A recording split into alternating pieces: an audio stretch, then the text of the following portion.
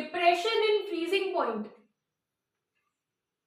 So depression in freezing point जो होता है, इसका मतलब क्या होता है कि यहाँ पर हम लोग पहले समझेंगे कि फ्रीजिंग पॉइंट क्या होता है। फ्रीजिंग पॉइंट एक ऐसा टेम्परेचर होता है जिस टेम्परेचर पे जो सॉलिड है और लिक्विड है, इन दोनों का वेपर प्रेशर क्या हो जाता है, इक्वल हो जाता है। तो इसे हम लोग क्या कहते हैं, freezing point. So we define freezing point as the temperature at which the temperature at which the vapor pressure of liquid become equal to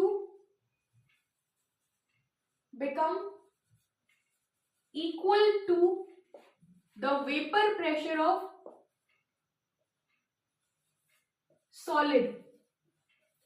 जिस टेम्परेचर पे vapour pressure of liquid vapour pressure of solid के equal हो जाता है, उसे हम लोग क्या कहते हैं, फ्रीजिंग पॉइंट। वैसे हमने पहले पढ़ा हुआ है प्रीवियस क्लासेस में कि जो हमारा नॉर्मल फ्रीजिंग पॉइंट होता है वो 0 डिग्री सेल्सियस होता है, पर यहाँ पर हम लोग वेपर प्रेशर के टर्म्स में फ्रीजिंग पॉइंट समझ रहे। तो वेपर प्रेशर के टर्म्स में क्या होगा, जिस भी लिक्विड का वेपर प्रेशर जब सॉलिड के वेपर प्रेशर के इक्वल हो जाते हैं तो उसे हम लोग क्या कहते हैं, फ्रीजिंग पॉइंट कहते हैं। अब यहाँ पर डिप्रेशन इन फ्रीजिंग पॉइंट हम लोग समझ सकते हैं कि जो हमारा फ्रीजिंग पॉइंट होता है प्योर सॉल्वेंट का, वो थोड़ा सा ज्यादा होता है as compare to the freezing point of solution. यहाँ पर सॉल्यूशन का फ्रीजिंग पॉइंट और ज्यादा डिक्रीज हो जाता है, और इसका रीजन क्या होगा, क्योंकि हमारे सोल्यूशन में हमने कुछ सॉलिड सॉल्यूट डाल के रखे हुए, और सॉलिड सॉल्यूट डालने की वजह से इसका फ्रीजिंग पॉइंट और कम हो जाता है।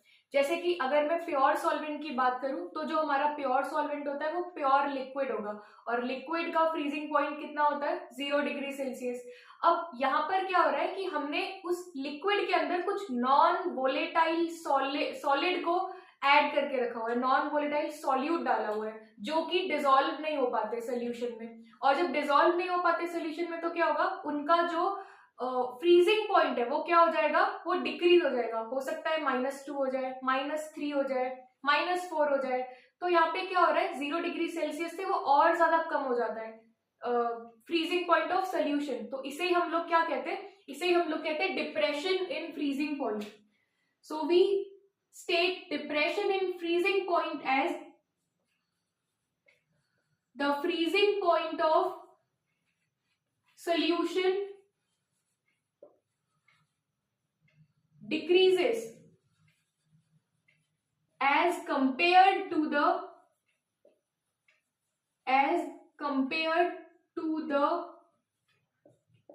freezing point of pure solvent।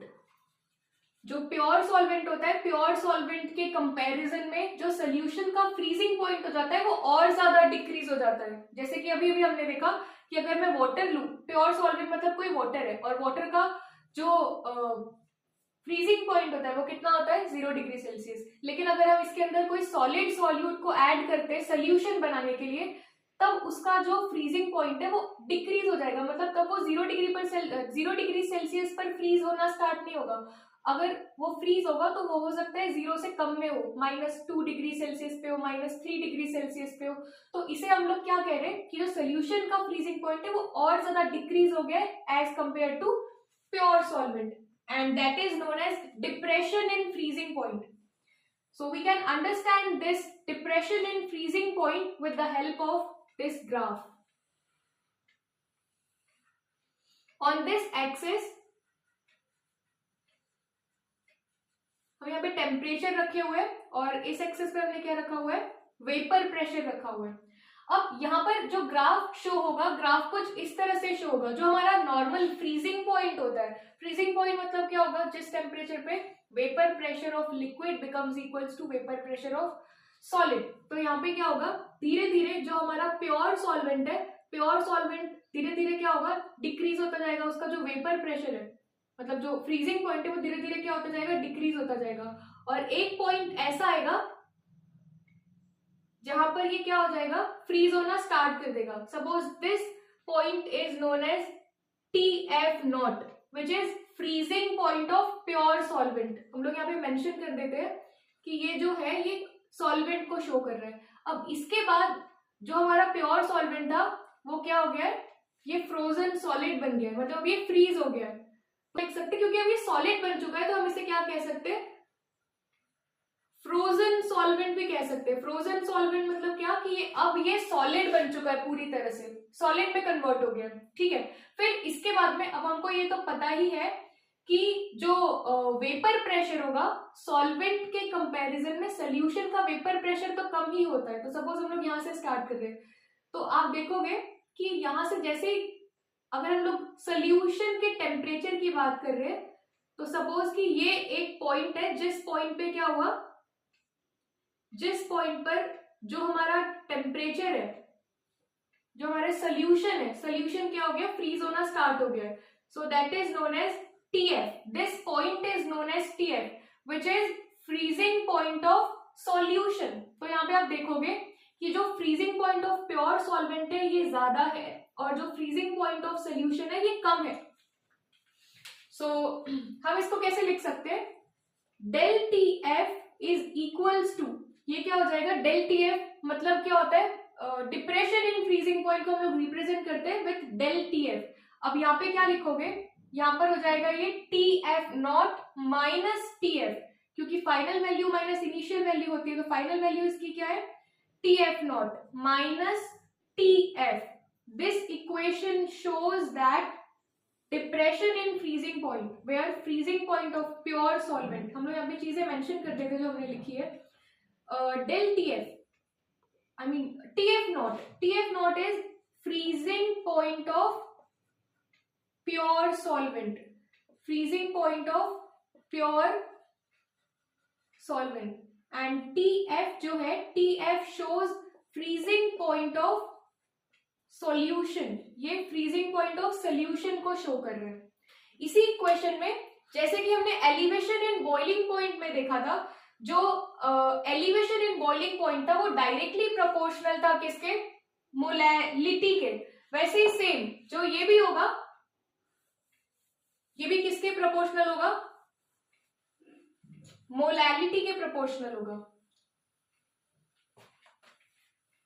तो देखते हैं किस तरह से इसका जो फॉर्मूला बनेगा।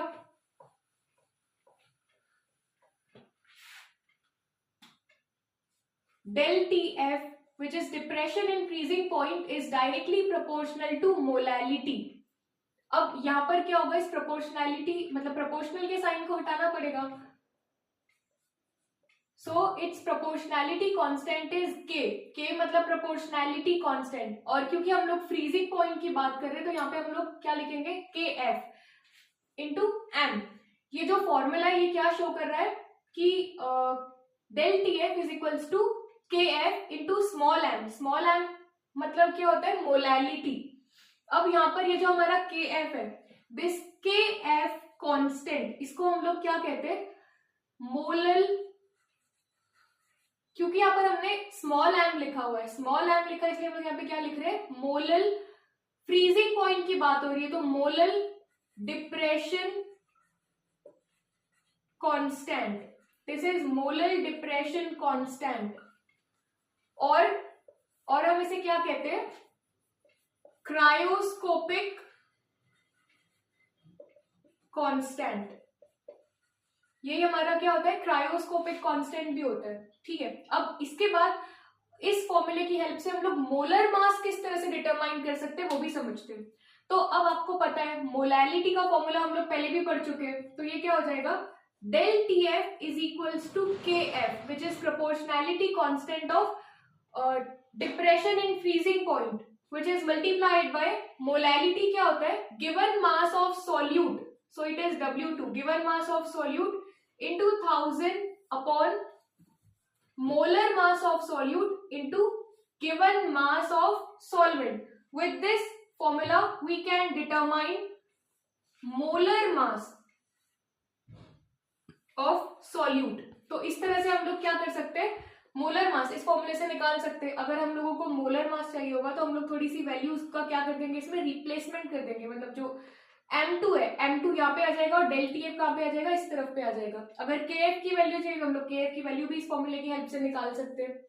तो this formula shows that depression in freezing point in terms of molecular mass,